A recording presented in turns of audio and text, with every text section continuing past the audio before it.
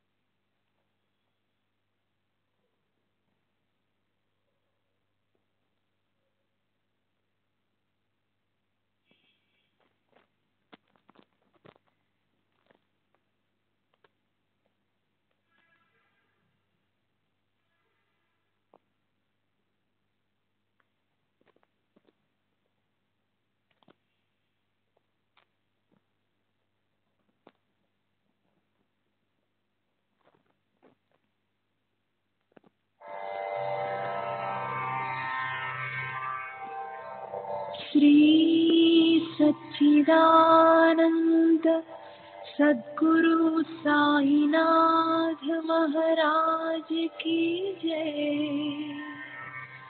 सद्गुरु श्री साईनाथुनि शरद बाबू जी की जय।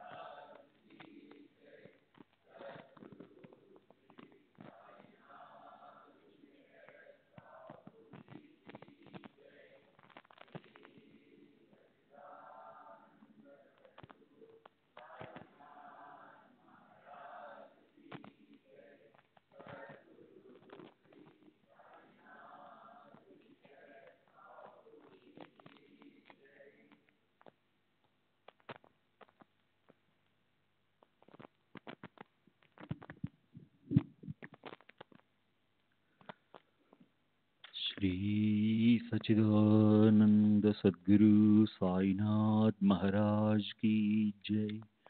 सद्गुरु श्री साईनाथ शरद बाबू जी की जय।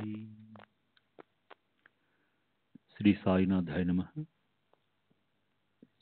శ్రీ సాయిబాబా సత్య చరిత్ర 4వ అధ్యాయం. నిన్నటి తర్వాయి. పండరిపురంలో విఠలుడు రకుమాయిల దర్శనం విశేషమైనది.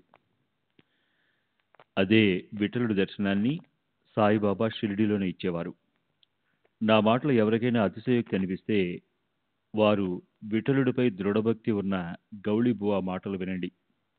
అప్పుడు వారి సంశయం పటాపంచలైపోతుంది. అతను పండరి వార్కరీ సాంప్రదాయానికి చెందినవాడు. ప్రతి ఏడు అతను పండరిపురం వెళ్ళేవాడు. అలాగే షిరిడి కూడా వచ్చేవాడు. అతనికి సాయిబాబా అంటే ఎంతో ప్రేమ. వెంట ఓ గాడిదను తీసుకుని ఒక శిష్యుణ్ణి తోడు తీసుకునేవాడు. ఆ పెద్ద మనిషి నాలుక రామకృష్ణ హరి అన్న నామాన్ని గర్జిస్తుండేది. అతని వయసు 95 సంవత్సరాలు. చాతుర్మాస్యంలో గంగానదీ తీరాన మిగిలిన 8 నెలలు పండరిపురంలోనూ బువా ఉంటుండేవాడు. అందువల్ల ప్రతి సంవత్సరం అక్కడికి వెళ్ళొచ్చేటప్పుడు అతను సాయిబాబాను కలవడం జరుగుతుండేది. బాబా వైపు చూస్తూ వినమ్రతతో అతను అంటుండేవాడు, ఈయనే దయామృత సాగరుడు, అనాథనాథుడు అయిన సాక్షాత్ పండరినాథుడు. జరి అంచు దోవతలు కట్టుకోగానే ఎవరైనా మహాత్ములైపోగలరా? వారు కష్టపడి ఎముకలను మణులుగా, రక్తాన్ని నీరుగా మార్చాలి. దైవత్వం ఊరికే వస్తుందా? ఈయన ప్రత్యక్షంగా పండరినాథుడే. ఈ జగత్తు మూర్ఖురాలు. ఇది బాగా తెలుసుకుని ఈయన దైవత్వాన్ని గుర్తుపెట్టుకోండి. పండరినాథుడి పట్ల భక్తి ఉన్న అలాంటి భగవద్భక్తుడి మాట ఇది. అక్కడ పామరునైన నా అనుభవం ఎంతటిది? శ్రోతలు తమకు తాము అనుభవం పొందాలి. సాయిబాబాకి నామస్మరణ అంటే చాలా ఇష్టం. ఆయన నిరంతరం అల్లా మాలిక్ అంటుండేవారు. తమ ఎదుట రాత్రింబవళ్ళు నామసప్తాహాలు జరిపించేవారు. ఒకసారి ఆయన దాసగణుని నామసప్తాహం చేయమని ఆజ్ఞాపించారు. అందుకు దాసగణు చేస్తాను, అయితే నాకు విఠలుడు సాక్షాత్కరించాలి అన్నాడు. అప్పుడు బాబా తమ ఛాతీపై చేయబెట్టుకుని, అవునవును, సాక్షాత్తు విఠలుడు మూర్తి ప్రకటమవుతుంది. భక్తుడికి మాత్రం భావం ఉండాలి. ఠాకూరునాథుని డంకపురి, పండరినాథుని పండరి లేదా రణచోడరాయుని ద్వారకా నగరు ఈ షిరిడియే. ఇది చూసేందుకు దూరం వెళ్ళవలసిన అవసరం లేదు. విఠలుడేమన్నా వేరే ఎక్కడో గుప్త ప్రదేశం నుంచి లేచొచ్చేవాడా ఏం? భక్తుల ప్రేమ పరవళ్లు తొక్కినప్పుడు ఇక్కడే ప్రకటమవుతాడు. పుండరీకుడు అమ్మా నాన్నల సేవ చేసి దేవాదిదేవుణ్ణి సమ్మోహింపజేశాడు. దేవాదిదేవుడు పుండరీకుడి భక్తి ప్రేమలకు పరవశించి ఇటుక మీద విశ్రాంతి తీసుకున్నాడు అన్నారు.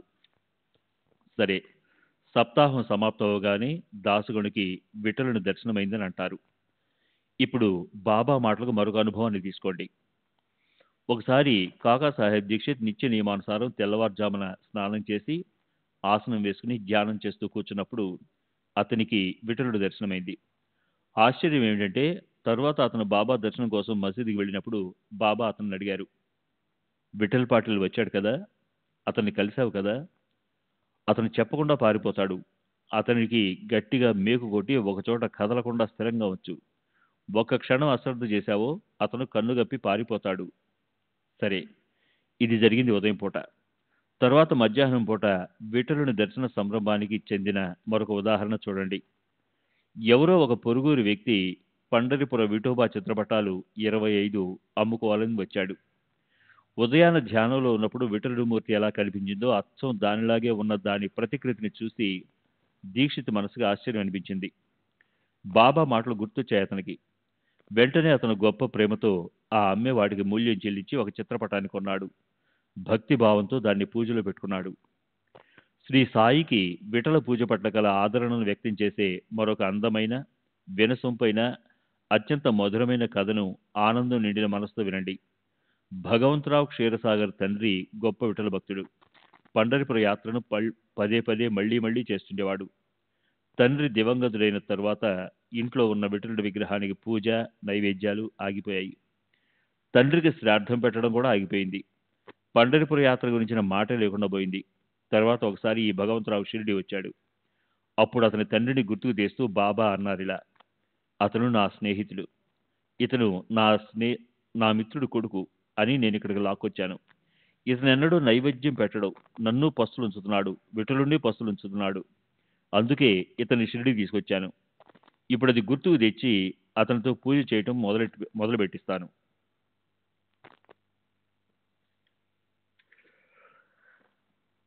శ్రీ సచ్చిదానంద సద్గురు సాయినాథ్ మహారాజ్ కీ జై. సద్గురు శ్రీ సాయినాథుని శరద్ బాబూజీ కీ జై.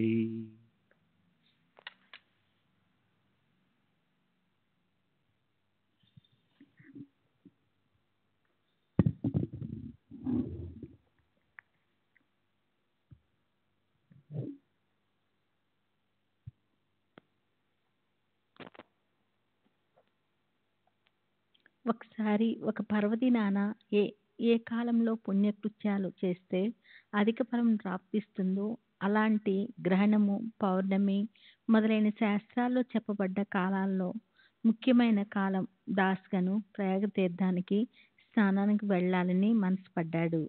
అందుకు బాబా దగ్గర అనుమతి తీసుకోవాలని వచ్చాడు. బాబా, అరే, దానికోసం అంత దూరం వెళ్ళవలసిన అవసరం ఏమిటి? ఇదే మన ప్రయాగ తీర్థం. మనసులో విశ్వాసం దృఢంగా పెట్టుకో. నిజమే, ఆ ఆశ్చర్యం ఏం చెప్పను. దాస్గను బాబా పాదాల మీద తలను పెట్టగానే బాబా 2 కాలి బొటన వేలు నుంచి నీరు ఉబికి రావటం మొదలుపెట్టి గంగా యమునల జలం ప్రవహించింది. ఆ చమత్కారం చూసి దాస్గన్కు గగ్గోర్పట్ కలిగింది. కంఠము పూడుకుపోయింది. బాబాది ఎంత గొప్ప కృప! అతని కళ్ళ వెంట అశ్రుప్రవాహం ఆనకట్టలా తిరించుకుని దూసుకు ప్రవహించసాగింది. అతని వాణికి స్మరణ కలిగింది. బాబా మీద అతనికి ప్రేమ ఉప్పెన్లా ఉప్పెత్తున ఎగిసిపడింది. అపారమైన బాబా శక్తిని, అపరిమితమైన ఆయన మహిమను వర్ణించి తృప్తిపడ్డాడు. ఈ దాస్గన్ కవిత్వము చాలా మధురంగా ఉంటుంది. శ్రోతల కోరికను వెంటనే తీర్చాలని ఈ ప్రసాదిక పదాన్ని ఇస్తున్నాను. పదము: అగాధ శక్తి అఖండిత లీల తమ సద్గురు రాయ జడజీవాతే భవతారాయ తూ నౌక సదాయ. ఓ సద్గురు రాయ, మీ శక్తి అపరిమితం, మీ లీలలు ఆశ్చర్యకారకాలు.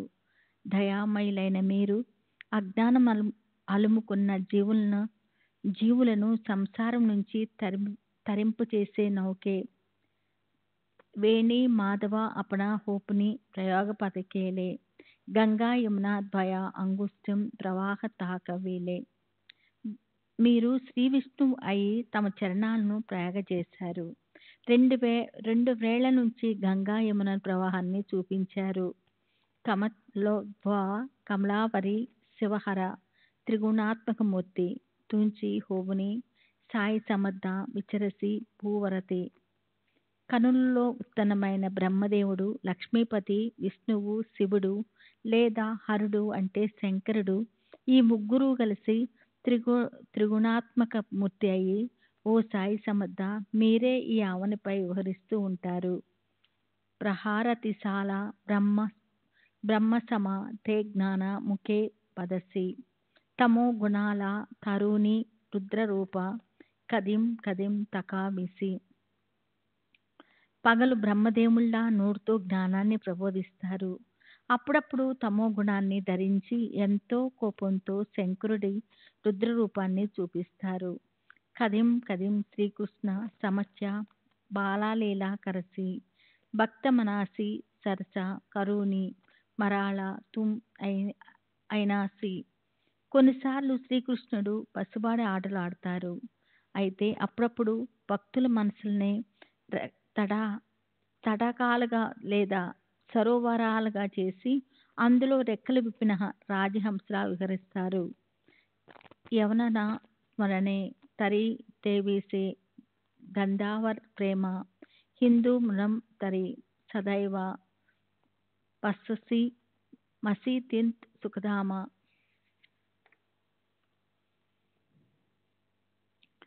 మమ్మల్ని ముస్లిం అని అందామంటే మీకు చందనం అంటే ఎంతో ప్రేమ. హిందూ అందామంటే మీరు మసీదులో నిరంతరము హాయిగా ఉంటారు. ధనిక్ తృణావే జరీ తులా ధరి భిక్షాటనే కరిసి. ఫకీర్ తృణామే తరి కుబేర దాసి లాజవిసి. మిమ్మల్ని శ్రీమంతులు అందామంటే మీరు భిక్ష కోసం ఇల్లిల్లు తిరుగుతుంటారు. ఫకీర్ అందామంటే దానం చేయటంలో కుబేరుణ్ణి సిగ్గుపడేలా చేస్తారు. తవైకి సాటే మసీదు మృణం ధరి పన్బితే ఖాయా దునీత్ సదా ప్రజ్వలిత్ తాహే బుధి లోకం ధ్యాయ. మీ నివాసాన్ని మసీదు అందామంటే అక్కడ భక్తులకు విభూది ఇవ్వటానికి అగ్ని నిరంతరం వెలుగుతూనే ఉంటుంది. సకాల పాసుని భక్త సబడే పూజన్ తమ కరతి. మధ్యాహ్నహిల దీనకర యతాం హోత్ అసే హారతి. ఉదయం నుంచి భావిక భక్తులు మిమ్మల్ని పూజిస్తారు. సూర్యుడు నడినెత్తి మీదకి వచ్చినప్పుడు మీకు హార్ట్ జరుగుతుంది. చహాం బజానా పార్షాదగుణ సమవక్త ఉపేరా హైత్ చౌరీ చౌరీ ధామరే కరి భరుని తుజ్వరి తాళతి. మీకు నాలుగు వైపులా పశ్చాత్ గుణాలుగా దేవుని పరివారం లేదా సేవకుల సమూహంలాగా భక్తుల నిలబడి ఉంటారు. వింజామర్లు, చామరలు అంటే ఈగలు మొదలైన వాటిని తోలటానికి అడవి ఆవు తోకల కొసలతో చేయబడిన కుంచి లాంటి పనిముట్టు చేతిలో పట్టుకొని మీకు వేస్తారు. శింగా కడ జ్యాలే సుర్ సనాదాయ ధన్ ధనాతే కంఠ చోప్దారు లలాకారుతి ద్వారి కాలునియ పట్ట. షింగే అంటే చెవి లేదా కొమ్ము ఆకారంలో ఉండే వాయిద్యము గొప్ప శబ్దంతో సనాయాన్ని ఒకలాంటి మధురధ్వనితో గణగణమనే గంటల ధ్వని మోగిస్తారు. నడుముకు పట్టి ధరించిన చందాదారులు ద్వారంలో నిలబడతారు. హాత సమయ దివాస్పని తు కమలా వర్ దిసవి ప్రతోషా కాళిం ఐస్ బసుని ధుని భురే మదన్ దహన్ హోసి. హారతి సమయంలో అందమైన ఆసనం మీద కూర్చొని మీరు కమలం మీద అంటే లక్ష్మీపతి శ్రీ విష్ణువులాగా కనిపిస్తారు. ప్రదోష సమయంలో సాయంకాలం దుని ముందు కూర్చొని మీరు మదన సమహిమ మన్మధుణ్ణి భస్మం చేసి పారేసిన శ్రీ శివశంకర్లా అవుతారు. అశాలిత్ లాచ్య త్రయం దేహాం చ ప్రత్యోహం తవకసాయ ప్రభీతి యథాతి అముజ్జాహి బాబా సాయి. ఓ బాబా సాయి, మీ వద్ద మాకు రోజు ఈ ముగ్గురు దేవతల లీల అనే ఈ అనుభవం కలుగుతుంది. ఐసే అసతాం ఉగీచ మన్మన బట్ కత్ హే కేతే అతం వినతి హీచ్ తులా నా స్థిర కర్యం త్యాతే. అలా అయి ఉండగా ఈ నా మనస్సు ఊరికే అటు ఇటు తిరుగుతుంది. దాన్ని మీరిప్పుడు స్థిరం చేయండి. ఇదే మీకు నా విన్నపం. అదామా డమా మీ మహా పాతకి శరణు తుజా పాయ అలోం నివార దాసగణ వేం త్రితాపా గురురాయ. నీ రాతి నీచుండైన నేను మహాపాతకుణ్ణి. నీచాతి నీచుండైన నేను మహాపాతకుణ్ణి. మీ పాదాలను శరణంటూ వచ్చాను. ఓ గురురాజా, నా త్రితాపాలను దూరం చేయండి. సరే, జనులు తమ మహాసే భయంకరమైన పాపాలను ప్రక్షాళన చేసుకోవటం కోసం గంగ వద్దకు పోతారు. గంగ తన పాపాలను పోగొట్టుకోవటానికి మహాత్ముల పాదాలు పట్టుకుంటుంది. కనుక శ్రీ సాయిబాబా పవిత్ర చరణాలను వదిలి గంగా లేదా గోదావరి యాత్ర చేయవలసిన అవసరం లేదు. భక్తి ప్రభావంతో మహనీయుల స్తోత్రము సాయిబాబా మధుర చరిత్రను వింటే చాలు. గోనాయికి భీమారథిలో నామదేవుడు, తమాలికి భగీరథిలో కబీరు అదృష్టపశ్చాత్తు ముత్యపు చిప్పల్లో ప్రాప్తించినట్లు, అలాగే సాయినాథులు 16 ఏళ్ల తరుణప్రాయంలో వేప చెట్టు కింద షిరిడీ గ్రామంలో భక్తుల కోసం మొదట ప్రకటమైనారు. ప్రకటమైనప్పటి నుంచే ఆయన బ్రహ్మజ్ఞానిగా ఉన్నారు. విషయవాసన అనేది ఆయనకి స్వప్నంలో కూడా లేదు. ఆయన మాయను కాలితో తన్నేశారు. ముక్తి ఆయన పాదాల వద్ద దొర్లుతుండేది. బాబా ఏ దేశంలో, ఏ పవిత్ర వంశంలో, ఏ తల్లిదండ్రుల కడుపును జన్మించారో ఎవరికీ తెలియదు. వారి ఈ పూర్వస్థితి, ఆయన తల్లి ఎవరో తండ్రి ఎవరో అది ఎవరికీ తెలియదు. ఆ విషయం గురించి ఆయన్ని అడిగి అందరూ అలసిపోయారు. కానీ వివరాలు ఎవరికీ తెలియలేదు. తల్లిదండ్రుల్ని, ఆత్మీయుల్ని, బంధువుల్ని, వన్నస్తులని ఇంతే కాదు, సంసారాన్ని వదిలేసి ఆయన లోక కళ్యాణం కోసం షిరిడీలోనే ప్రకటమైనారు. షిరిడీలో నానా చోప్దార్ తల్లి ఎంతో వృద్ధురాలు. ఆమె సాయిబాబా వ్యవహరించే తీరు గురించి చాలా ఆసక్తికరమైన విషయాలు చెప్పింది. ఆమె ఇలా అంది. మొదట్లో అతను అరవిరిసిన సుమదళంపై సిగ్నంగా మెరిసే మంచు బిందువులా ధవళ ఛాయతో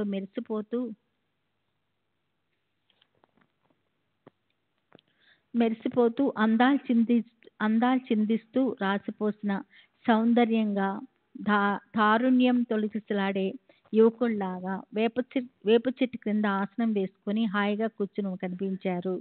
అతని ముద్దులోకి ఆ చిన్నారి రూపం చూసి లోకుల మనసుకి ఎంతో ఆశ్చర్యం అనిపించింది. కోమలమైన వయసుతో ఆ కఠోర తపస్సు, చలి ఎండల పట్ల సమత్వము, వయసేమో ఎంతో చిన్నది, ప్రవర్తనేమో మరింత ఆసక్తికరమైనది. గ్రామస్తులంతా ఆశ్చర్యచకితులైనారు. ఆ పసివాడి దర్శనం కోసం గ్రామాలు ప్రజలు రావటం మొదలుపెట్టారు. పగలు అతను ఎవరితోనూ మాట కలిసేవాడు కాదు. రాత్రిపూట ఎలాంటి భయమూ ఉండేది కాదు. ఈ పసివాడు ఎక్కడి నుంచి వచ్చాడని అందరి మనసులకి ఒకటే ఆశ్చర్యం. శరీరము అద్భుత సౌందర్యంతో ఉండేది. కళ్ళారా అతన్ని చూడగానే అంతఃకరణలో మమతల మకరందం వెదజల్లుతూ ప్రేమ పెళ్ళుబికేది. అతను ఏ ఇంటికి వెళ్ళలేదు. రాత్రింబవళ్ళు వేపు చెట్టు దగ్గరే కూర్చొని ఉండేవారు. మరి ఎంత అద్భుతం ఏమిటంటే, కోమలమైన వయసులో జగన్మోహనకరమైన రూపంతో ఆ యువకుడు రాత్రింబవళ్ళు ఆరుబయట ఎలా ఉంటున్నాడు? బాహ్యానికి అతను యువకుడని అనిపిస్తున్నాడు. అయితే చేతుల్లో ఉన్నతోత్ముడు. అదెందుకు? వైరాగ్యం తొణికిసలాడే పూర్ణావతారమే. అందరికీ అది చాలా విశేషం అనిపించింది. ఒకరోజు ఒక అద్భుతం జరిగింది. 2-3 ఒంటి మీదకి కండోబా పూని వాళ్ళు ఊగసాగారు. అప్పుడు ప్రజలు వాళ్ళని ప్రశ్నించడం మొదలుపెట్టారు. ఒకరు ఇలా ప్రశ్నించారు, ఏ అదృష్టవంతుడి కొడుకు అబ్బాయి ఎక్కడి నుంచి వచ్చాడు ఇక్కడికి? దేవా కండోబా, నువ్వు అతన్ని శోధించి తెలియచేయి. దేవుడు సమాధానం ఇచ్చాడు. వెళ్ళి గుణపం తేండి. నేను చూపించిన చోట తవ్వండి. ఈ అబ్బాయి ఉండే చోటు తెలుస్తుంది. అప్పుడు అక్కడి ఆ గ్రామంలోని ఖాళీ ప్రదేశంలో ఆ వేపు చెట్టు క్రింద గుణపంతో తవ్వినప్పుడు దాని ఇటుకలు తగిలాయి. ఇటుకల వరుసను తొలగించి దాని మీద రాతి బండను తీసినప్పుడు ఒక సొరంగం కనిపించింది. అందులో 4 ప్రమిదలు వెలుగుతున్నాయి. ఆ సొరంగము సున్నం గచ్చుతో ఉంది. అందులో ఒక పీట, గోముఖము, అందమైన జపమాల ఉన్నాయి. కండోబా దేవుడు ఇలా అన్నాడు, ఇక్కడ ఈ పిల్లవాడు 12 సంవత్సరాలు తపస్సు చేశాడు. అప్పుడు ప్రజలంతా ఆశ్చర్యంతో ఆ అబ్బాయిని గుచ్చి అడగసాగారు. అప్పుడు ఆ పిల్లవాడు చిలిపిగా ఏదో ఒక అసంబద్ధమైన కథ చెప్పాడు. అతను, ఇది నా గురుస్థానం, నా పవిత్ర స్థలము, కానుగ్గా లభించిన ప్రదేశము, దాన్ని ఇలాగే ఉండనేయండి, నా మాట వినేయండి. ఇలా అన్న బాబా మాటలను వాళ్ళంతా పాటించారు. అయితే బాబా అసంబద్ధంగా అన్నారు అని ఈయన నా నాలుక ఎందుకు అన్నది? నా భావం నాకే ఆశ్చర్యం అనిపించింది. అలా నేను ఎందుకు అనుకున్నాను? అయితే ఇప్పుడు నాకు తెలుస్తుంది, బాబాకి ఇది సహజంగానే వినోదం అయి ఉంటుంది. మొదటి నుంచి బాబా హాస్యప్రియులు. భూగృహము ఆయన నివాసము, అంటే వసతి స్థానం అనిపిస్తుంది. అయితే ఇది తమ గురువుదని అవటం వల్ల తన గొప్ప మహత్యం ఏమీ తగ్గిపోదని బాబా కనిపించి ఉండొచ్చు. శ్రీ సచ్చిదానంద సద్గురు సాయినాథ్ మహారాజ్ కి జై.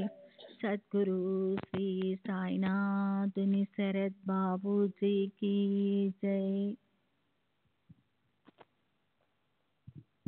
శ్రీ సచ్చిదానంద సద్గురు సాయినాథ్ మహారాజ్ కి జై. సద్గురు శ్రీ సాయినాథుని శరత్ బాబూజీకి జై. సరే, బాబా ఆజ్ఞానుసారం గ్రామస్తులు ఎప్పటిలానే ఇటుకలు పెట్టి బాబా గురుస్థానం అంటూ ఆ భూగృహాన్ని మూసేశారు. అశ్వత్థము లేదా ఔదుంబరంలానే బాబా దృష్టికి ఆ వేప చెట్టు ఎంతో శ్రేష్టం. దాని మీద ఆయనకు ఎంతో ప్రేమ ఉండేది. దాన్ని ఎంతో ఆదరించేవారు ఆయన. మహల్సపతి మొదలైన షిరిడీకి చెందిన పాత గ్రామస్తులు బాబా గురువు గారి సమాధి స్థానం అని దానికి వందనం చేసేవారు. ఈ సమాధి స్థానం దగ్గర బాబా 12 సంవత్సరాలు మౌనం ధరించి తపస్సు చేశారన్న మాట ప్రజల్లో ప్రసిద్ధి చెందింది. వేప చెట్టుతో కలిపి సమాధికి 4 వైపులా ఉన్న స్థలాన్ని కొని బాబా భక్తుడు సాటే సాహెబ్ అక్కడ 4 అరుగులుండే భవనాన్ని నిర్మించాడు. ఆ భవనమే ఈ వాడాయే యాత్రికులకి మొదట్లో ఉండడానికి వసతి స్థానం. అక్కడ వచ్చిపోయే వారితో ఎంతో రద్దీగా ఉండేది. సాటే వేప చెట్టుకి చుట్టూరా ఒక అరుగు కట్టించాడు. దక్షిణ ఉత్తర దిశల వైపు పైన అంతస్తు కట్టారు. ఉత్తరం వైపు మెట్లు కడుతూ ఉండగా వాటి కింద ఈ భూగృహం కనిపించింది. మెట్ల కింద దక్షిణం వైపుకి ముఖం ఉండే ఒక అందమైన గూడు ఉంది. దాని ఎదురుగానే వేప చెట్టు అరుగు మీద ఉత్తరం వైపున ముఖం పెట్టి భక్తులు కూర్చుంటారు. గురువారం శుక్రవారం సూర్య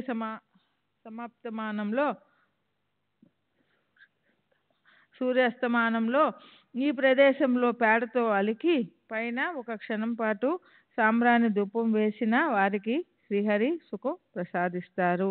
ఇది అతిశయోక్తి కాదు కదా. ఇందులో ఎంత నిజముంది అని శ్రోతలకు మనసులో సందేహం కలగవచ్చు. కానీ ఇందులో సందేహించవలసిన పని లేదు. ఇవి నా సొంత మాటలు కావు. ఇవి కాక చెవులారా విన్న సాయిబాబా పలుకులు. వాటిని ప్రత్యక్షంగా విన్నవారు ఇప్పటికీ జీవించి ఉన్నారు. తరువాత కట్టబడింది దీక్షిత్ బాడుగా ఇచ్చి ఉండేవారికి వసతి సులభతరమైనది.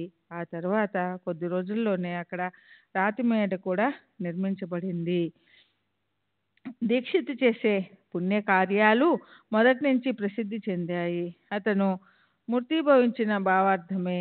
అతను ఇంగ్లాండ్కి వెళ్ళి వస్తూ ఉన్నప్పుడు అక్కడ అతనికి అది మూల కారణాన్ని నాటింది. భారతదేశంలోని మధుర, కాశీ, ద్వారక మొదలైన ధార్మిక తీర్థాలను వదిలి ధర్మ బాహ్యమైన ఆంగ్ల భూమి పరమార్థాన్ని ఎలా సాధ్యం చేసి ఇస్తుంది అని ఇక్కడ శ్రోతలు సందేహపడవచ్చు. శ్రోతలకి ఈ సందేహం రావడం సహజమే. అది దూరమైతే అప్పుడు వారికి విషయం పట్ల ఆసక్తి కలుగుతుంది. కొద్దిగా విషయాంతరమైంది కదూ. అయితే శ్రోతలు క్షమిస్తారని ఆశిస్తాను. కాశీ, ప్రయాగ, బదరి, కేదార్, మధుర, బృందావనం, ద్వారకాపురి లాంటి అత్యంత పవిత్ర యాత్రలు దీక్షిత్ ఇదివరకే చేసి ఉన్నాడు. అంతేకాక తల్లిదండ్రులు చేసుకున్న పుణ్యం వల్ల, అపూర్వమైన గొప్ప అదృష్టం వల్ల, పూర్వార్జిత గత జన్మలో సంపాదించిన పుణ్యం నిండుగా ఉండడం వల్ల, మమతల మాధుర్య లతలతో మనసులను పెనవేసే శ్రీ సాయిబాబా దర్శన భాగ్యం కలిగింది. ఆ దర్శనానికి మూల కారణం ప్రారబ్ధవశన ప్రాప్తించిన అవిటితనం. ఇంగ్లాండ్ దేశంలో ఉన్నప్పుడు కాలు జారి పడడం వల్ల వచ్చిందది. పైకి కనిపించడానికి అది చెడు యోగం అనిపించినా దాని పరిణామం చివరికి గురు పుష్య యోగం. అంటే గురు గ్రహం, పుష్యమి నక్షత్రాలు ఆకాశంలో యోగం అంటే కలిసి వస్తే గొప్ప శుభకారకమని అంటారు. గురు పుష్య యోగం అయ్యింది. దానివల్ల దీక్షిత్తు సత్కర్మల ఫలించి శ్రీ సాయి యొక్క అలభ్య సంయోగం సంభవించింది. చాందోర్కర్ని కలవడం వల్ల సాయి కీర్తి చెవిన పడింది. అతను అన్నాడు, ఎంతో విశేషం ఉన్న సాయి దర్శనం చేసుకో, అవిటితనం వెంటనే పోతుంది. అయితే తన కాలి కుంటితనాన్ని దీక్షిత్ ఒక లోపంగా భావించలేదు. నా నిజమైన కుంటితనం మనసుకి ఉంది, దాన్ని పోగొట్టాలి అని సాయిబాబాతో అన్నాడు. త్వచ రుధిరం అంటే రక్తం, మాంసం, ఎముకలు, వీటి సముదాయమే మానవ దేహం. బొంగరం లాంటి సంసారం అనే బండి క్షణభంగురమైనది. కాలికి కుంటితనం ఉంటే నష్టమేమిటి? క్రీస్తు శకం 1909 సంవత్సరం నవంబర్ నెల 2వ తారీఖున దీక్షిత్కి సాయిబాబా పుణ్య పావన దర్శనం మొదటిసారిగా అయ్యింది. తర్వాత అతను అదే సంవత్సరం డిసెంబర్ నెలలో షిరిడీకి శ్రీవారిని దర్శించడానికి మళ్ళీ వెళ్ళాడు. అప్పుడు అతనికి అక్కడే ఉండిపోవాలన్న కోరిక కలిగింది. మొదట అతనికి 25 షేర్లు అమ్మి అక్కడ రేకులతో ఒక షెడ్డు కట్టించాలని, అప్పుడు అది యాత్రికులకి వీలుగా ఉంటుందని అనిపించింది. అయితే తర్వాత వాడాయే కట్టిస్తే బాగుంటుందని అతని మనసులో నిశ్చయం కలిగింది. మరుసటి సంవత్సరం పునాదిరాళ్ళు వేసి పని ప్రారంభం చేశాడు. డిసెంబర్ 9వ తారీఖున బాబా అనుమతి తీసుకున్నాడు. అదే శుభముహూర్తమని భావించి పునాది పని మొదలెట్టారు. పిలిచిన రాని దీక్షిత్ సోదరుడు కూడా ఆ రోజు ఆ శుభవేళకు ముందే అక్కడికి వచ్చి ఉన్నాడు. శ్రీయుతు దాదాసాహెబ్ కపర్డే కూడా అంతకు పూర్వమే ఒంటరిగా అక్కడికి వచ్చి ఉన్నాడు. ఇంటికి తిరిగి వెళ్లేందుకు బాబా అనుమతి తీసుకోవడానికి అతనికి ఎన్ని అవాంతరాలు వచ్చాయో. అయితే కపర్డే ఇంటికి వెళ్ళడానికి, దీక్షిత్ వాడాకి పునాది వేయడానికి ఇద్దరికి కూడా డిసెంబర్ 10వ తారీఖునే అనుమతి లభించింది. ఇంకా మరో విశేషం ఏమిటంటే బాబాకి చావడిలో సేదారతి చేయడం ఆ రోజు నుంచే ప్రారంభించబడింది. తర్వాత 1911వ సంవత్సరం మధ్యలో రామనవమి శుభముహూర్తాన గృహప్రవేశం విధిపూర్వకంగా జరిగింది. తర్వాత శ్రీమంత్ బూటి అపారంగా డబ్బు వెచ్చించి రాతి మేడని నిర్మించాడు. అందులో బాబా దేహం విశ్రాంతి కోసం రావడంతో అతని డబ్బు కూడా సార్థకమయ్యింది. గతంలో భక్తులు ఉండడానికి ఒక్క వాడ అయినా లేని చోట ఇప్పుడు 3 వచ్చాయి. అయితే మొదట్లో సాటేవాడ అందరికీ ఎంతో ఉపయోగంగా ఉండేది. బూటీ కట్టిన ఆ వాడాకి మరో విశేషం. అంతకు పూర్వం అక్కడే బాబా తమ చేతితో నాటిన పూల తోట ఉండడం. ఆ తోట గురించిన చిన్న కథను తరువాతి అధ్యాయంలో చెప్తాను. ఈ హేమాడ్ పంతు శ్రోతలతో సహా సాయి చరణ బిందాలలో శిరస్సు పెడుతున్నాడు. వామంతాత్య ఇచ్చిన కుండలతో సాయి సమర్థులు నీరు చల్లి ఆ ఊసర క్షేత్రంలో, అంటే పంట పండని రాళ్లతో ఉండే ఇసుక భూమి తోటను పెంచారు. ఆ తర్వాత ఆయన గుప్తమైపోయారు. అయితే కొద్ది రోజుల్లో ఔరంగాబాద్ నుంచి చాంద్ పాటిల్తో కలిసి వాళ్ళ పెళ్లి ఊరేగింపుతో పాటు షిరిడీకి తిరిగి వచ్చారు. తర్వాత దేవీదాసుని కలవడం, జానకీదాసుతో అనుబంధం ఏర్పడడం, గంగగిరితో పరిచయం, ఈ త్రికూటం షిరిడీలో ఒక చోట కలవడం జరిగింది. మొహిద్దీన్తో కుస్తీ పట్టడం, మసీదులో నివసించడం, డెంగలేతో ప్రేమ ఏర్పడడం, బాబాని ఇప్పుడు హేమాడ్ పంతు శ్రీ సాయికి శరణి వెళ్ళి అనన్యంగా ఆయన సాష్టాంగం చేస్తున్నాడు. సర్వులకి శుభమస్తు. ఈ ప్రకారంగా మహాత్ములు సజ్జనులు ప్రేరణ కలిగించిన భక్త హేమాడ్ పంతు రచించిన శ్రీ సాయి సమర్థుల సత్య చరిత్రలోని సాయి సమర్థుల అవతరణం అనే పేరుగల 4వ అధ్యాయం ముగిసింది. శ్రీ సద్గురు సాయినాథార్పణమస్తు. శుభం భవతు. శ్రీ సచ్చిదానంద సద్గురు సాయినాథ్ మహారాజ్ की जय. सद्गुरु श्री साईनाथुनि शरद बाबू जी की जय. सच्चिदानंद सद्गुरु साईनाथ महाराज की जय. सद्गुरु श्री साईनाथुनि शरद बाबू जी की जय. 5వ అధ్యాయం శ్రీ సాయి పునఃప్రకటీకరణ. శ్రీ సాయి షిరిడీలో మళ్ళీ ప్రకటం అవటం. శ్రీ గణేశునికి నమస్కారం. శ్రీ సరస్వతీదేవికి నమస్కారం. శ్రీ గురు మహారాజుకి నమస్కారం. శ్రీ కులదేవతకి నమస్కారం. శ్రీ సీతా శ్రీ రామచంద్రుడికి నమస్కారం. శ్రీ సద్గురు సాయినాథునికి నమస్కారం. ఇప్పుడు బాబా షిరిడీలో గుప్తమై చాంద్ పాటిల్ వెంట మళ్ళీ ఎలా వచ్చారో ఆ కథను, పూర్వ కథను అనుసంధానంగా వినండి. స్వయంగా బాబా నీరు మోసి తోటను ఎలా నిర్మించారు, గంగగీరు మొదలైన మహాత్ములను ఒకచోట పోగు చేయడం ఎలా జరిగింది అన్న విషయాలపై శ్రద్ధ పెట్టడం శుభప్రదం. తరువాత కొంతకాలం వరకు బాబా గుప్తంగా మట్టిలో మాణిక్యంలా ఉండి మళ్ళీ ముస్లిం పెళ్లివారితో కలిసి షిరిడి వచ్చారు. అంతకు ముందే దేవీదాసు షిరిడీకి వచ్చి ఉండిపోయాడు. తరువాత జానకిదాసు అనే పేరు గల గోసావి షిరిడీలో ఉండటానికి వచ్చాడు.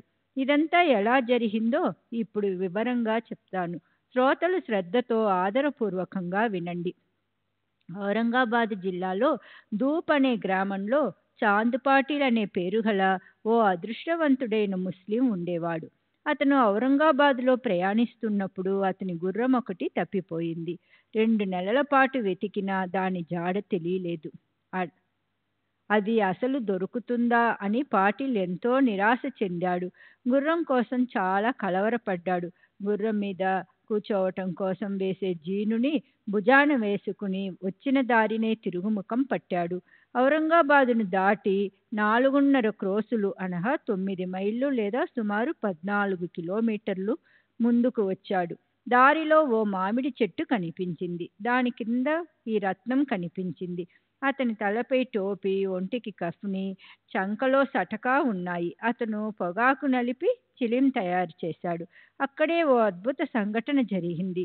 చాంద్ పాటిల్ దోవన పోతుండగా అతనికి ఆ పకీరు తనని కేకేయటం వినిపించింది. పకీరు, ఒరేయ్, కొంచెం ఈ నీడలో కూర్చో, చిలిం తాగి అప్పుడు ముందుకు వెళ్ళు అంటూ ఆ జీను దేనికి అని అడిగాడు. అప్పుడు పాటిల్, నా గుర్రం తప్పిపోయింది, దానిది అన్నాడు. అప్పుడు పకీరు, అదుగో అటు వెళ్ళి ఆ కాలువ దగ్గర వెతుకు అన్నారు. ఆ ప్రకారంగా అక్కడ వెతికినప్పుడు గుర్రం వెంటనే దొరికింది. చాంద్ పాటిల్ దిగ్భ్రాంతి చెందాడు. మనసులో ఔలియా కలిశాడు. ఈయన చేతలు అంతుపట్టడం లేదు. ఈయన్ని మానవుడని ఎలా అనాలి?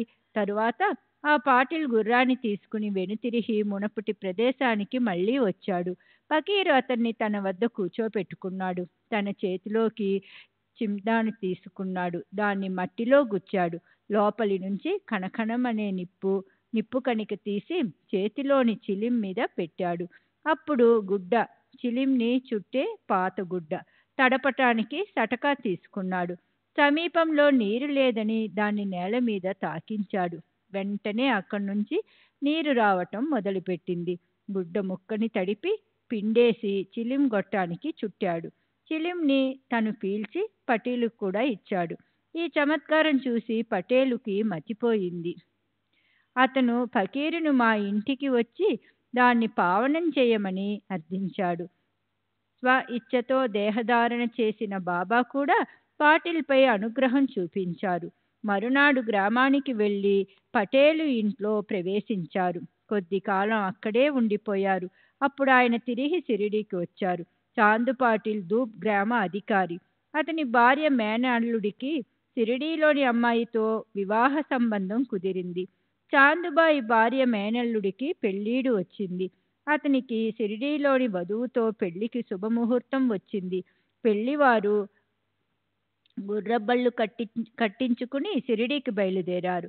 బాబా కూడా ఆ చాందుబాయి బలవంతంతో ఆ పెళ్లివారితో కలిశారు. పెళ్లి అయిపోయింది. పెళ్లివారు తిరుగుముఖం పట్టారు. బాబా ఒంటరిగా వెనకే ఆగిపోయారు. ఆ ఆగిపోవడం అలాగే ఉండిపోయారు. షిరిడి అదృష్టం పండింది. సాయిబాబా అవినాశి, సనాతనులు. ఆయన హిందువు కాదు, ముస్లిము కాదు. ఆయన జాతి, మత, కుల, గోత్రాలకు అతీతులు. ఆయన మూర్తీభవించిన ఆత్మజ్ఞానమే. సాయి సాయి అని ప్రజలచే పిలువబడే పేరు ఆయనకి పెట్టబడిన పేరా?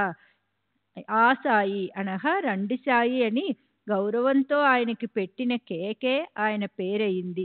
ఆరంభంలో పెళ్లివారితో పాటు ఖండోబా దేవాలయం వద్ద మహాసపతి ఆవరణలో బాబా దిగిన రోజున ఆ పేరు ఆయనకు వచ్చింది. మొదట్లో అది భగత్ యొక్క ప్రాంగణం, తరువాత అది అమీన్బాయిది అయింది. పెళ్లివారు వచ్చి అక్కడి మర్రి చెట్టు కింద దిగారు.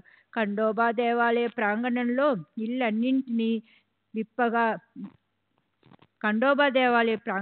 బళ్ళు అన్నింటినీ విప్పగా బాబా కూడా మిగిలిన వారితో పాటు అక్కడ దిగారు. ఆ బాల పకీరు బండి నుంచి క్రిందికి దిగటం మొదట బహత్ దృష్టిలో పడింది. అప్పుడు అతను రండి సాయి అంటూ ఆయన ఎదుటికి వెళ్ళాడు.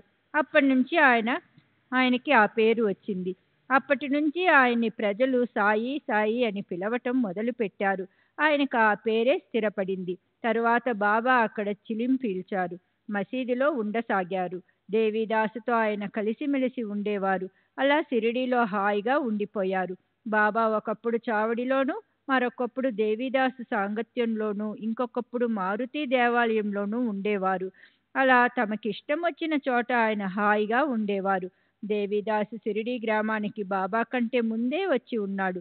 తరువాత జానకిదాసు అనే పేరు గల మహానుభావుడైన విద్యాబుద్ధుల్లో శ్రేష్ఠుడు గోసావి షిరిడీ వచ్చాడు. జానకిదాసు దగ్గరకు సాయి మహారాజు వెళ్లి కూర్చుని మాట్లాడుతూ ఉండేవారు. ఇద్దరికి ఒకరి పట్ల ఒకరికి ప్రగాఢమైన ప్రేమ ఉండేది. వారు నిత్యమో నియమంగా అలా కలుస్తుండేవారు. వారిద్దరి ఆ సమాగమం అందరికీ చెప్పలేనంత ఆనందాన్ని కలిగించేది. శ్రీ సచిదానంద సద్గురు సాయినాథ్ మహారాజ్ కీ జై. సద్గురు శ్రీ సాయినాథుని శరత్ బాబూజీ కీ జై. శ్రీ సచిదానంద సద్గురు సాయినాథ్ మహారాజ్ की जय. సద్గురు శ్రీ సాయినాథుని శరత్ బాబూజీ की జై. అలాగే గంగాగిరి అనే పేరు గల గొప్ప వైష్ణవుడు పునతంబా నుండి షిరిడీకి వస్తుండేవాడు. 2 చేతుల్లో మట్టి కుండలు తీసుకొని బావి నుంచి సాయిబాబా నీళ్లు మోయటం చూసి మొదట్లో గంగాగిరికి చాలా ఆశ్చర్యం అనిపించింది. అయితే తర్వాత సాయిబాబాని ముఖాముఖి కలిసినప్పుడు అతడు ఎంతో స్పష్టంగా చెప్పాడు, షిరిడి అదృష్టం గొప్పది, దీనికి సిసలైన శ్రేష్ఠ రత్నం లభించింది. ఈ రోజు ఇతను భుజాన నీళ్లు మోస్తున్నాడు, కానీ ఇతను సామాన్యుడు కాదు. ఈ భూమి ఎంతో పుణ్యం చేసుకుంది కనుకే ఇతను ఇక్కడికి వచ్చాడు. అలాగే ఆనందనాథుడనే పేరు గల ప్రఖ్యాతి చెందిన మరొక మహాత్ముడు కూడా ఇతను అద్భుత కార్యాలు చేస్తాడు అని భవిష్యత్తు చెప్పాడు. గొప్ప ప్రసిద్ధి చెందిన ఈ ఆనందనాథుడికి యావలా గ్రామంలో ఓ మఠం ఉంది. ఓసారి అతను షిరిడీ వాసులతో పాటు షిరిడీకొచ్చాడు. ఆనందనాథుడు అక్కల్కోట మహారాజుకి శిష్యుడు. సాయిబాబాను ఎదురుగా చూసి అతను, ఆహా, ఇతను సాక్షాత్ వజ్రమే. ఈరోజు ఈ వజ్రం చెత్తకుప్ప మీద పడి ఉంది, అంతేకాని ఇది నిజానికి గులకరాయి కాదు. ఆనందనాథుడు ఈ మాట అన్నప్పుడు బాబా బాగా పసిపిల్లవాడు. ఆనందనాథుడు ఇంకా ఇలా అన్నాడు, నా ఈ మాటలు మనసులో పెట్టుకోండి, తర్వాత ఇవి మీకు గుర్తొస్తాయి. అలా భవిష్యత్తులో జరగబోయే దాన్ని చెప్పి ఆనందనాథుడు యావలాకు తిరిగి వెళ్ళిపోయాడు. సాయి యుక్త వయసులో ఉన్నప్పుడు తలపై కేశాలు కత్తిరించకుండా ఉంచుకునేవారు. తలను ఎన్నడూ ముండనం చేయించుకునేవారు కాదు. ఓ పహిల్వానులాగా దుస్తులు ధరించేవారు. బాబా రహతాకు వెళ్ళినప్పుడు బంతి, జాజి, మల్లె మొదలైన మొక్కలు తెచ్చి తమ చేతులతో వాటిని ఆ ఊసర భూమిలో నాటి నియమబద్ధంగా నీరు కూడా పోసేవారు. ఆయన భక్తుడు వామనతాత్య ఆయన కోసం కాల్చిన పచ్చి కుండలు రెండింటిని ప్రతిరోజు తెచ్చిచ్చేవాడు. బాబా తమ స్వహస్తాలతో అక్కడ నీరు చల్లేవారు. బావిలో నీరు కుండల్లో నింపి భుజాన మోస్తూ తీసుకొచ్చేవారు. సంధ్య తన పయ్యదను ధరతలంపై విసరడంతోనే వాటిని ఆయన వేపు చెట్టు కిందికి తీసుకెళ్లి పెట్టేవారు. అక్కడ వాటిని పెట్టకముందే ఆ కుండలు అక్కడికక్కడే విరిగిపోయేవి. వామన్ తాత్య మర్నాడు ఉదయాన్నే బాబాకి కొత్త కుండలు తీసుకొచ్చి ఇచ్చేవాడు. నిజానికి కాల్చిన కుండలు గట్టిగా ఉంటాయి, మంచివి. అయితే బాబాకు పచ్చివి ఎందుకు కావలసి వచ్చాయి? కుమ్మరివాడు బట్టిలో వేసే శ్రమలేని కుండలు కావాలి. కుమ్మరివాడికి వాటి ధరను ఆయన మొదటే చెల్లించి వాటిని తెచ్చేవారు. 3 సంవత్సరాల పాటు ఇదే పని చేసి బాబా బీడు భూమిలో తోటను పెంచారు. ఆ స్థలానికే ఈ రోజు మంచి యోగం పట్టి జనులు అక్కడ వెలసిన వాడని హాయిగా అనుభవిస్తున్నారు. శ్రీ సచిదానంద సద్గురు సాయినాథ్ మహారాజ్ కీ జై. సద్గురు శ్రీ సాయినాథుని శరత్ బాబూజీ కీ జై.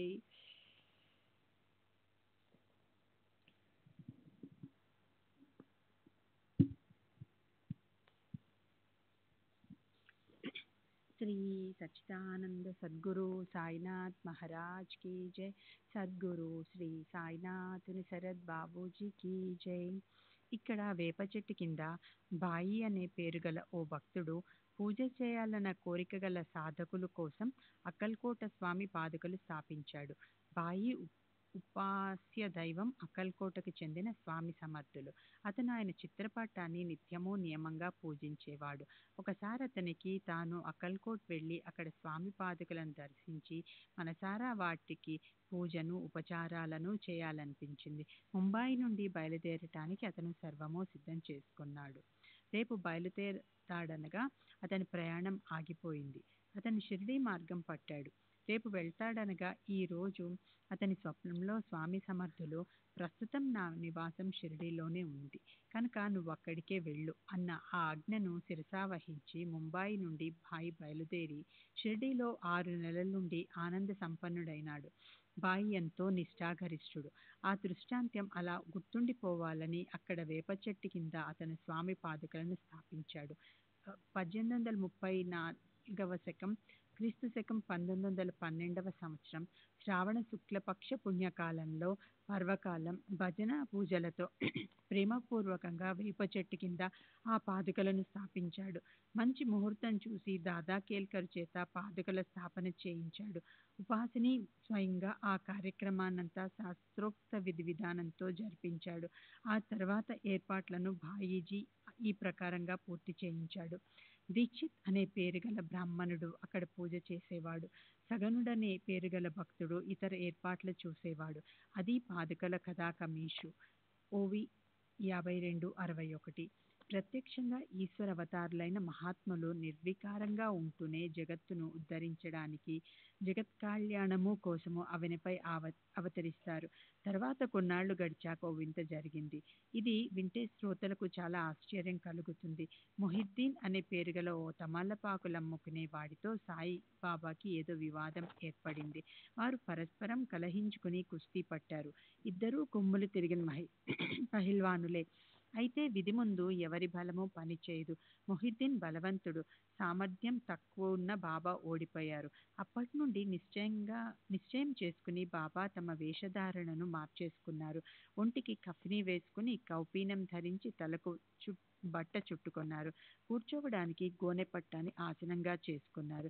దాన్నే పడకగా కూడా చేసుకున్నారు. చింకి దుస్తులను ధరించి దాంతోనే తృప్తి చెందారు. ఆయన నిరంతరం అంటుండేవారు, పేదవాడే తనకు అల్లా సోదరుడు. గంగాగిరిది కూడా అలాంటి స్థితి. అతనికి కుస్తీలంటే చాలా ఇష్టం. ఒకసారి కుస్తీ పడుతున్నప్పుడు అతనికి వైరాగ్యం కలిగింది.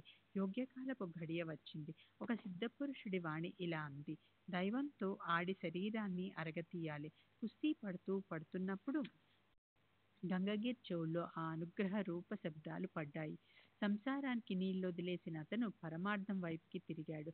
పుణతంబా దగ్గర 2 నదీ ప్రవాహాల మధ్య ఉన్న ద్వీపంలో భువా మఠం ఉంది. సేవ కోసం శిష్యులు కూడా ఉన్నారు.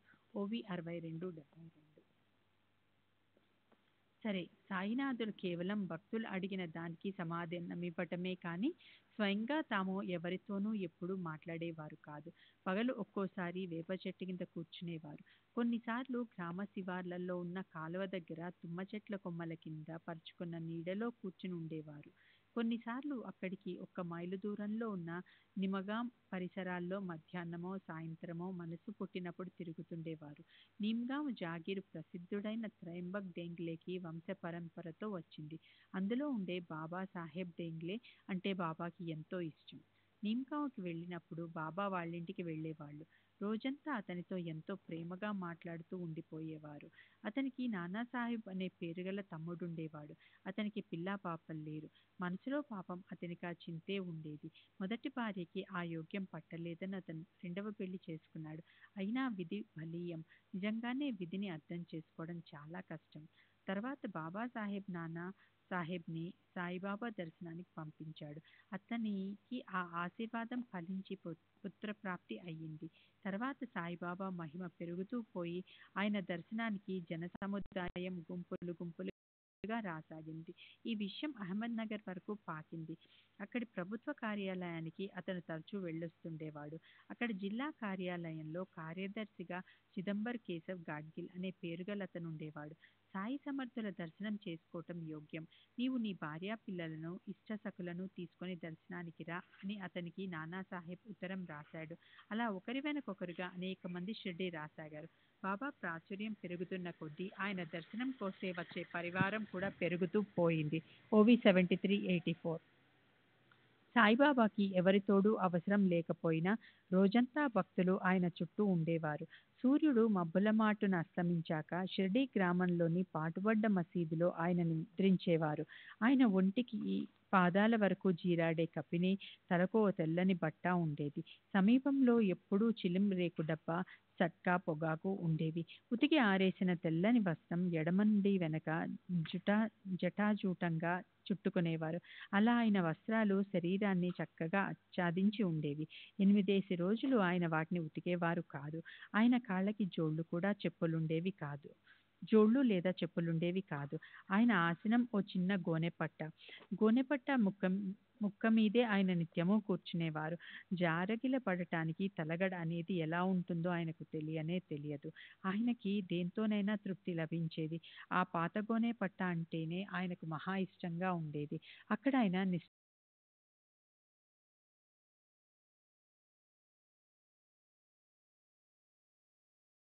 కేవలం ఒక కౌపీనం మాత్రమే ఉండేది. మరో వస్త్రం కప్పుకునేవారు కాదు. చలి నుంచి రక్షణ కోసం ఒక దుని మాత్రమే ఉండేది. గోనెపట్ట ఆసనం మీద కూర్చుని బాబా దక్షిణం వైపుకి ముఖం పెట్టి ఎడమ చేతిని చెక్క కటకటాల మీద పెట్టి ఎదురుగా దునివైపు చూస్తూ మసీదులో కూర్చుని ఉండేవారు. అంతెందుకు, దునిలో అహంకారాన్ని, వాసన సహితంగా నానా రకాల మనోవ్యాపకాలను, రాగద్వేషాలు, సుఖదుఖాలు, భయభీతులు ఆహుతి చేసి అలా దునిలో సకల ప్రాపంచిక ప్రవృత్తి హవనాన్ని అనేక రకాల పద్ధతిలో చేసేవారాయన. అలా గొప్ప అగ్నిగుండంలో బాబా జ్ఞానాభిమానమనే సమిధలను ప్రేల్చేవారు. ఆయన నోటి నుండి ఎప్పుడు అల్లా మాలిక్ అనే పదం జాలువారేది. బాబా నిరంతరం ఆయన గుణగానాన్ని ఆలపిస్తూ ఉండేవారు. మసీదు మాత్రం ఎంతుండేదని, ఆ ప్రదేశం కేవలం 2 స్తంభాల మధ్య ఉండేంత స్థలం. దానిలోనే బాబా కూర్చోవడం, లేవటం, అందరినీ కలవటం చేసేవారు. గద్దె, తలగడ అనేవి ఇప్పుడొచ్చాయి. చుట్టూరా భక్త సముదాయం కూడా ఇప్పుడు పోగైంది. మొదట్లో ఆయన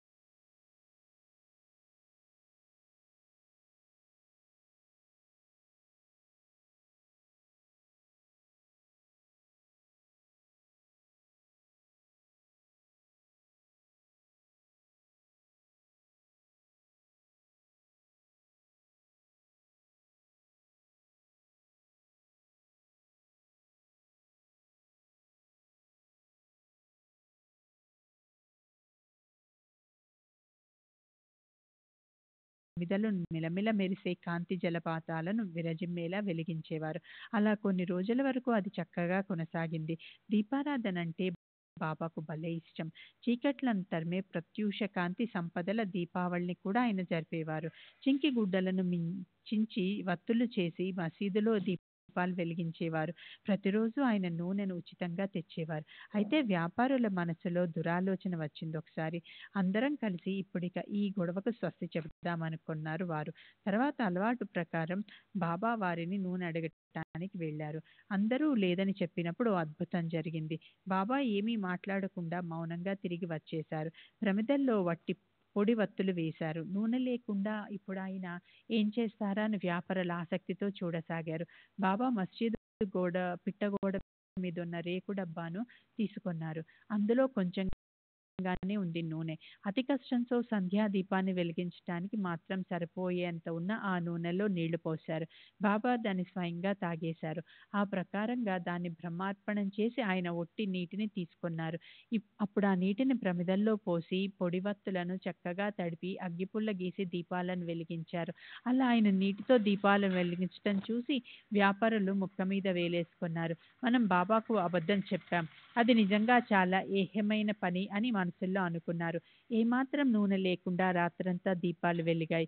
వర్తకులు సాయిబాబా దయకు పాత్రులు కారణం ప్రజంతా అనుకున్నారు. బాబా ఎంత సమర్థులు, మనం మాత్రం అబద్ధం చెప్పి పాపాన్ని మూట కట్టుకున్నాం, బాబాకి వ్యర్థంగా బాధను కలిగించాం అని వర్తకులు పశ్చాత్తాపడ్డారు. బాబా మాత్రం ఆ విషయాన్నేం పట్టించుకోలేదు. ఆయన జనులపై ద్వేషాన్ని కానీ కోపాన్ని కానీ పెట్టుకునేవారు కాదు. ఆయనకి శత్రువులు మిత్రులు అంటూ ఎవరూ లేరు. ప్రాణులంతా ఆయనకి సమానమే. సరే, ఇప్పుడు మొహ్యుద్దీన్ కుస్తీలో గెలిచిన తర్వాత జరిగిన చరిత్రలోని మహిమను శ్రద్ధగా వినండి. శ్రీ సచ్చిదానంద సద్గురు సాయినాథ్ మహారాజ్ కీ జై. సద్గురు శ్రీ సాయినాథుని శరత్ బాబూజీ కీ జై.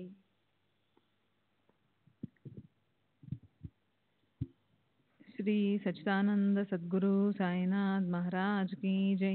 సద్గురు శ్రీ సాయినాథుని శరత్ బాబూజీ కీ జై. కుస్తీ జరిగిన 5వ సంవత్సరం అహ్మద్నగర్లో ఉండే జహ్వర్ అల్లీ అనే పేరు గల ఒక ఫకీరు తన శిష్యులతో సహా ఉండిపోవడానికి రహదా వచ్చాడు. వీరభద్రుని దేవాలయం వద్ద ఒక ఖాళీ స్థలం చూసుకొని ఆ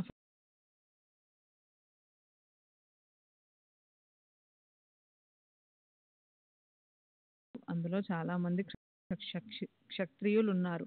అందులో బగు సదాఫల్ అనే పేరు గల ఒక వ్యక్తి అతనికి సేవకుడయ్యాడు. ఫకీరు గొప్పగా చదువు సంధ్యలు ఉన్నవాడు. అరచేతిలో ఉసిరికాయలాగా ఖురానా షరీఫ్ అతనికి కంఠతా వచ్చు. సార్థ పరమార్థాలను వాంఛించేవారు.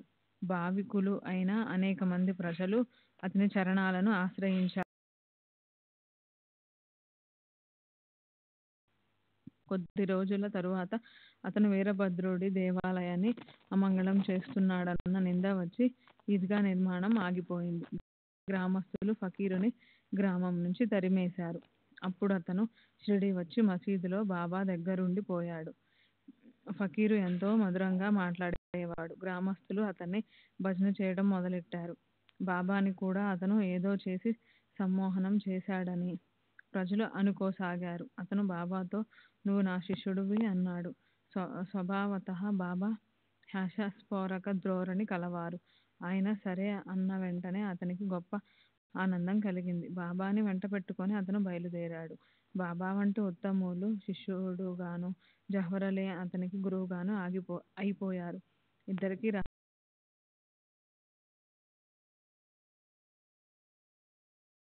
తెలుసు. అయితే శిష్యుడు అతన్ని ఏ రకంగానూ అవమానం చేయలేదు. తన శిష్యధర్మాన్ని పాటించాడు. గురువు నోటి నుంచి బయటకొచ్చే మాటలను యోగ్యమైనవా అయోగ్యమైనవా అన్నది చూడకుండా వాటిని తూచా తప్పకుండా పాటించేవారు. ఆయన గురువు ఇంట్లో నీరు కూడా మోశారు. ఈ ప్రకారంగా నడిచింది బాబా గురుసేవ. షిరిడీకి ఏదో ఒక సమయంలో ఆయన వస్తూ ఉండేవారు. అలా పదే పదే జరగసాగినప్పుడేమైందో చూడండి. తరువాత బాబా రహతాలోనే ఉండసాగారు. బాబా ఫకీరుకి ఎంతగానో అంటుకుపోయారు. షిరిడీకి దూరమైనారనే అందరికీ అనిపించింది. గ్రామస్తులకు జహ్వర్ అలీ తన యోగ సామర్థ్యంతో సాయిబాబాను కట్టిపడేశాడని అనిపించింది. అయితే సాయిబాబా చాతుర్యం వేరుగా ఉంది. ఆయన తన దేహాభిమానాన్ని దగ్ధం చేశారు. సాయిబాబాకు అభిమానం ఎక్కడ్నుంచొచ్చింది అని శ్రోతలు సహజంగానే తర్కం చేయవచ్చు. అయితే ఈ ఆచరణ లోకంలో ఓ ఆదర్శం నెలకొల్పటం కోసమే. ఆయన అవతరించటానికారణం అదే. షిరిడీలో బాబాను ప్రేమించే భక్తులకు బాబా అంటే ఎంతో ప్రాణం. వారికి బాబాకి దూరంగా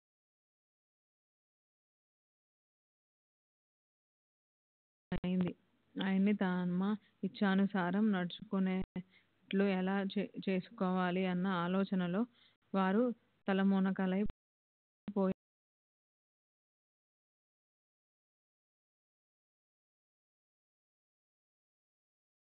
आनंद सद्गुरु साईनाथ महाराज की जय। सद्गुरु श्री साईनाथ शरद बाबू जी की जय।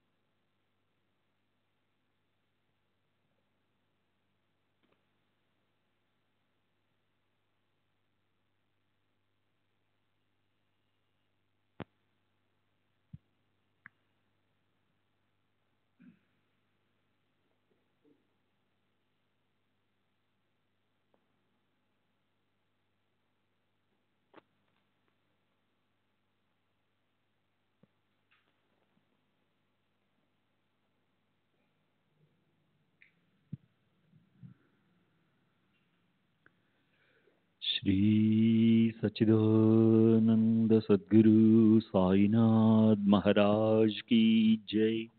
सद्गुरु श्री साईनाथ शरद बाबू जी की जय। साई रहम नजर करना, बच्चों का पालन करना। साई रहम नजर करना, बच्चों का पालन करना। जाना तुमने जगत पसारा, सब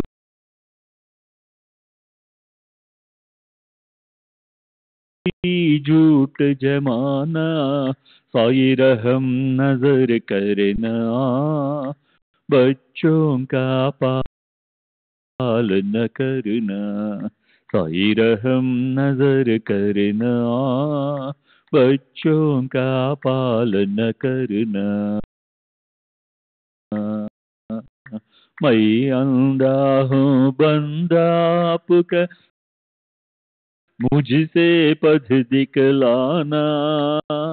मैं अंधा हूँ बंदा आपका, मुझसे पथ दिखलाना। साई रहम नजर करना, बच्चों का पालन करना। साई रहम नजर करना, बच्चों का पालन करना। दास गणों कहे अब क्या बोलूं, थक गई मेरी रसना। दास गणों कहे अब क्या बोलूं, थक गई मेरी रसना। साई रहम नजर करना, बच्चों का पालन करना। रहम नजर करना, बच्चों का पालन करना। रहमो नजर करो अब मोरे साई, तुम बिना नहीं मुझे माँ बाप भाई। रहमो नजर करो मैं अंधा हूँ बंदा तुम्हारा, मैं अंधा हूँ बंदा तुम्हारा। मैं ना जानू, मैं ना जानू, मैं ना जानू अल्लाह इलाही। रहमो नजर करो, रहमो नजर करो अब मोरे साई, तुम बिना नहीं मुझे माँ बाप भाई। रहमो नजर करो काली जमाना मैंने गमाया, काली जमाना मैंने गमाया। साथी आखिर का, साथी आखिर का, साथी आखिर का तुम बिना कोई। रहमो नजर करो, रहमो नजर करो अब मोरे साई, तुम बिना नहीं मुझे माँ बाप भाई। रहमो नजर करो अपने मस्जिद का झाड़ू गणो है, अपने मस्जिद का झाड़ू गणो है। मालिक हमारे, लिख हमारे, मालिक हमारे तुम बाबा साई। रहमो नजर करो, रहमो नजर करो अब मोरे साई, तुम बिना नहीं मुझे माँ बाप भाई। रहमो नजर करो। श्री सच्चिदानंद सद्गुरु साईनाथ महाराज की जय। सद्गुरु श्री साईनाथ शरद बाबू जी की जय।